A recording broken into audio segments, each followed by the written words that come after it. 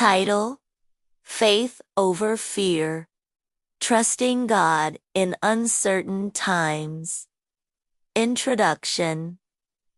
We all face fear. Sometimes it whispers in the dark corners of our minds, fear of failure, fear of sickness, fear for our loved ones, fear of the unknown. Other times, it crashes into our lives unexpectedly through job loss, tragedy, or a sudden change in plans. But as believers, we are called to live not by fear, but by faith. Faith doesn't mean we ignore fear. It means we choose to believe that God is bigger than whatever scares us, the peace He offers, and the power He gives. She cried out to God in desperation. And what surprised her most wasn't the immediate provision but the peace she felt as she waited. "I should have been panicking,"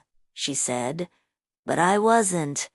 I knew God saw me. That's the peace of God guarding your heart, like a soldier at the door." It means we shift our focus from what we can control to the one who holds everything in his hands. "Be not dismayed, for I am your God."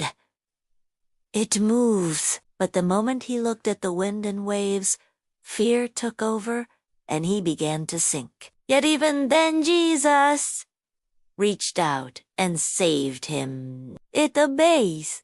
He doesn't shame us for sinking. He saves us when we call out in faith. It steps out of in when it doesn't make sense. Everyone told him it was crazy, but you don't have to let it in. You have a choice. You can live by fear or by faith. One leads to paralysis, the other to purpose. He had a family to support, no guarantee of income, but he knew God had called him. It wasn't easy, but over and over, God provided. "The hardest part was letting go of control," he said. "But that's where I found the most freedom. I will strengthen you. I will help you. I will uphold you with my righteous right hand." This isn't a vague comfort, it's a clear promise. God is with you. God will help you. God will hold you. Today, we're going to explore how to walk in faith over fear by looking at the promises of God. 1. God's promises silence fear, but God's promises are certain. Feed your spirit with the Word. Surround yourself with godly community. Speak God's promises out loud. Pray boldly and step forward, not because you're fearless, but because you trust the one who goes before you. The fear was real, what?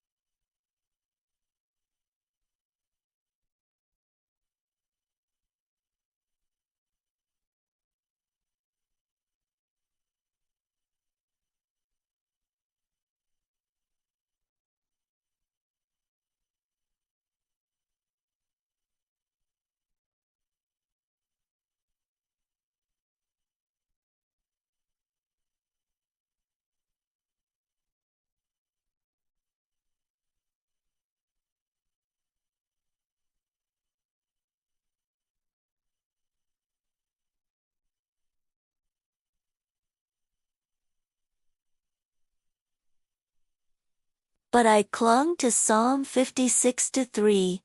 When I am afraid, I will trust in you, not if I am afraid when. God doesn't condemn us for feeling fear, but He calls us to trust Him through it. They are anchors in the storm. When fear says, "You're alone," faith responds, "God is with me." When fear whispers, "You're not strong enough," faith declares, "The Lord is my strength." Aiza 41 banding 10:6. Fear not, for I am with you. Fear thrives in uncertainty. I remember a time when I was faced with a difficult medical diagnosis. Do not be anxious about anything, but in every situation, by prayer and petition, with thanksgiving, present your requests to God. And the peace of God will guard your hearts and your minds in Christ Jesus. 2. God's peace guards our hearts. Philippians 4:2-6-7 tells us. This peace is not natural, it's supernatural. It's peace in the middle of the storm. Not just when the storm is over, it's the kind of peace Jesus had when He slept in the boat during the storm. Why? Because He knew who was in control. A single mother in our church once shared how she faced eviction with no clear way forward. 3. God's power helps us act in faith. Faith isn't passive. Think of Peter walking on water in Matthew 14. As long as his eyes were on Jesus, he stayed above the waves. That's the heart of our God. I once met a man who left a secure job to become a missionary. Faith often begins where our comfort ends, and when we take that step, we discover that God is faithful to meet us there. Conclusion. Fear may knock at your door. Faith says, God is for me. God is with me. God is working all things for my good. Even if I don't understand the how, I trust the who. So today, choose faith. As to Timothy 1:7 says, God has not given us a spirit of fear, but of power and of love and of a sound mind.